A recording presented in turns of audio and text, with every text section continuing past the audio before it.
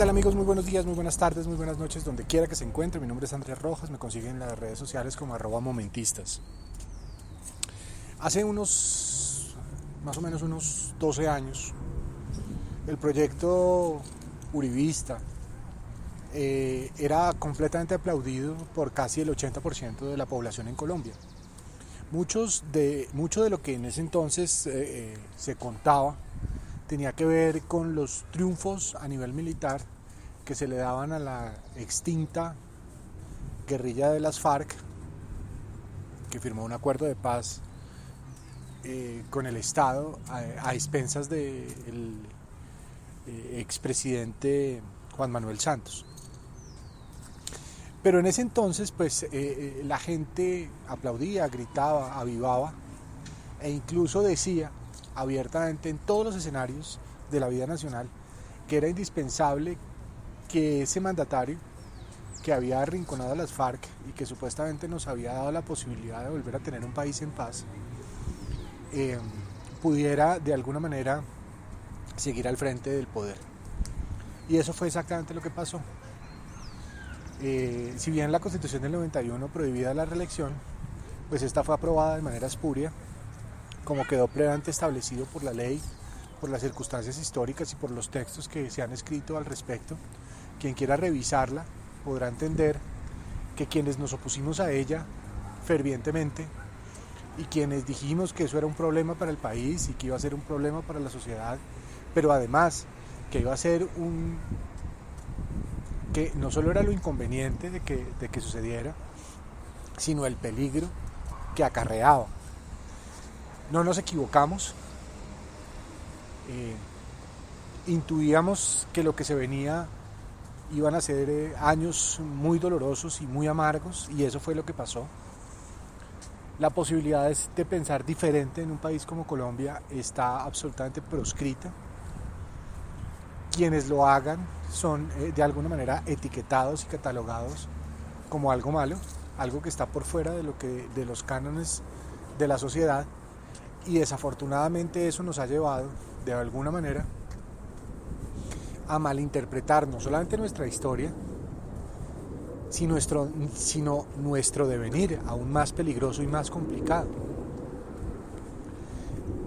Todo ello nos ha impedido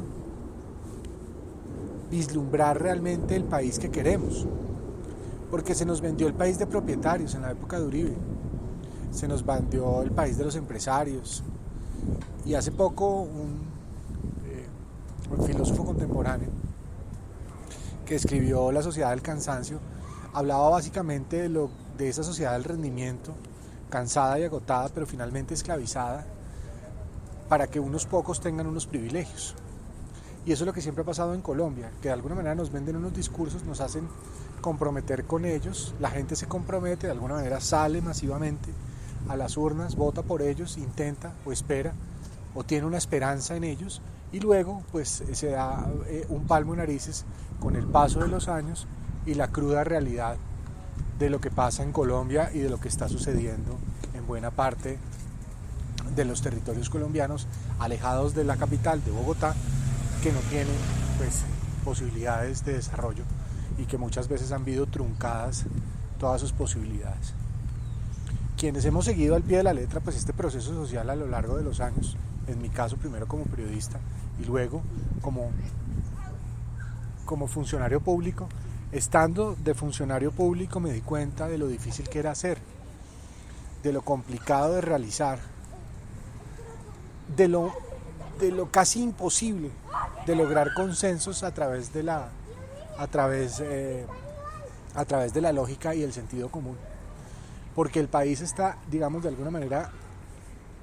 manipulado de forma tal que nos es imposible sentir dolor por el otro, misericordia e incluso, que es lo más triste, desde las altas esferas religiosas,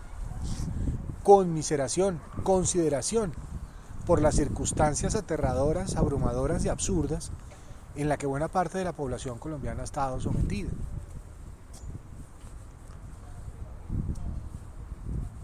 De alguna manera, un país como Colombia, que se dice católico, a pesar de la visita del Papa, quien casi de rodillas nos suplicó, nos clamaba, den el primer paso, no tengan miedo, inténtenlo para tratar de ahondar, de caminar un camino diferente, que no tenga que ver con la violencia, que no tenga que ver con la desigualdad, que no tenga que ver al otro como el enemigo. Y desafortunadamente en Colombia no ha sido posible que dejemos de ver al otro como enemigo e incluso al otro como algo menos. Quienes hemos viajado y hemos tenido la posibilidad de ir a otras partes del mundo, reconocemos unos procesos en esos lugares, en otros lugares alejados de Colombia, que incluso nos permitirían a nosotros vernos de una manera diferente si por lo menos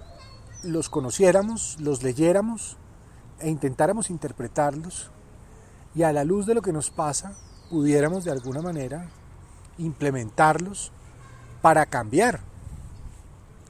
Pero como en Colombia siempre ha habido una oligarquía, una especie de aristocracia, aunque no hubiera rey, pero sí reyesuelos, terminamos hundidos en una servidumbre completa. Y realmente eso es lo que ha pasado en Colombia, que somos la gran mayoría, hacemos de servidumbre de unos privilegiados muy pocos, muy pequeños, un grupo muy pequeño, que al final se quedó con todo, con lo mejor del país, con las mejores empresas, con las mejores tierras, con las mejores cosas, con los grandes privilegios, y dejó que algunos husmearan, se untaran nomás de esas posibilidades para luego quitárselas porque ellos son suficientemente egoístas para compartirlas con todos los demás. No en vano, una persona en Colombia puede ser multimillonaria, ufanarse de eso y encima asegurar que como paga impuestos tiene más derechos que todos los otros. Y puede que sí, porque paga impuestos, pero resulta que es que aquí todo el mundo paga impuestos, como en la época de Robin Hood. El Estado es un emperador que le cobra a todo el mundo, y quien no puede pagar pues no está dentro del sistema. El problema es que eso estaba bien en la medida en que éramos pocos. Cuando empieza esta explosión demográfica y Colombia pasa de 16 millones de personas en la década del 60 a 50 millones de personas 60 años después, nos encontramos con que muchos no tienen cómo pagarlos, no tienen cómo conseguir su sustento diario, a pesar de que hayan estudiado, a pesar de que lo hayan intentado, a pesar de que Colombia no tenga una tasa de analfabetismo gigante, a pesar de que haya superado ciertas barreras, a pesar de que la gente se haya preparado. Entonces la pregunta es más complicada todavía, porque tenemos una sociedad más culta, menos agraria, en el sentido despectivo de la palabra, no porque los campesinos sean incultos, sino porque pues básicamente no tienen la posibilidad de estudiar. En la década del 70 y había un gran analfabetismo, y en cambio hoy tenemos una sociedad completamente urbanizada que tiene acceso al conocimiento a partir de la democratización de él con el internet, que eso es básicamente lo que funcionó. Cualquier persona puede con un internet y un dispositivo, llámese celular, pantalla o cualquiera, o lo que sea, lograr acceder a conocimiento al que no tenía oportunidad, básicamente. Y aún así, a pesar de tener el conocimiento, a pesar de que existan las oportunidades, que son pocas,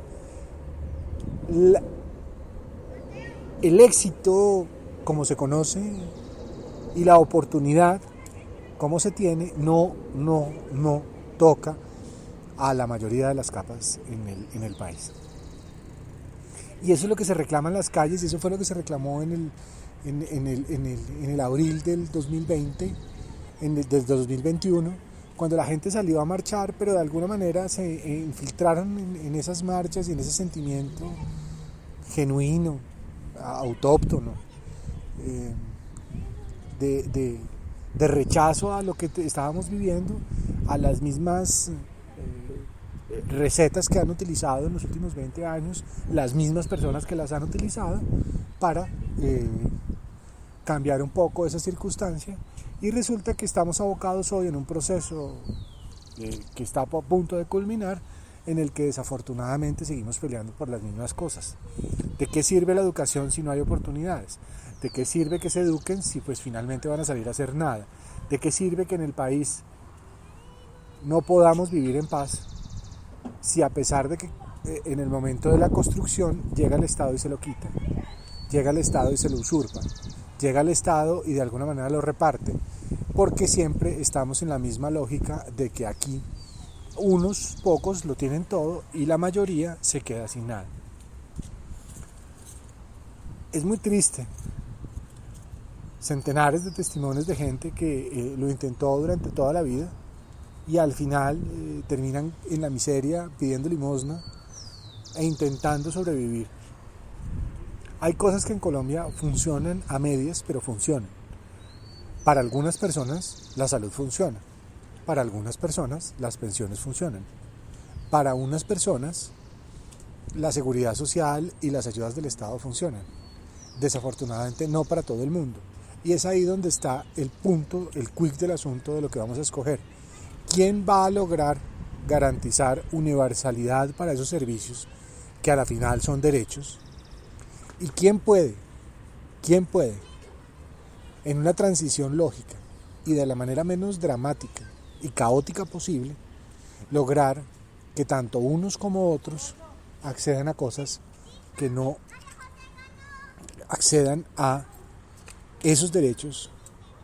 que como humanos tienen? Esa es la gran pregunta y eso es lo que todos los colombianos deberíamos de alguna manera reflexionar en el espejo antes de ir a votar el domingo, antes de estar frente al tarjetón y antes de marcar la foto.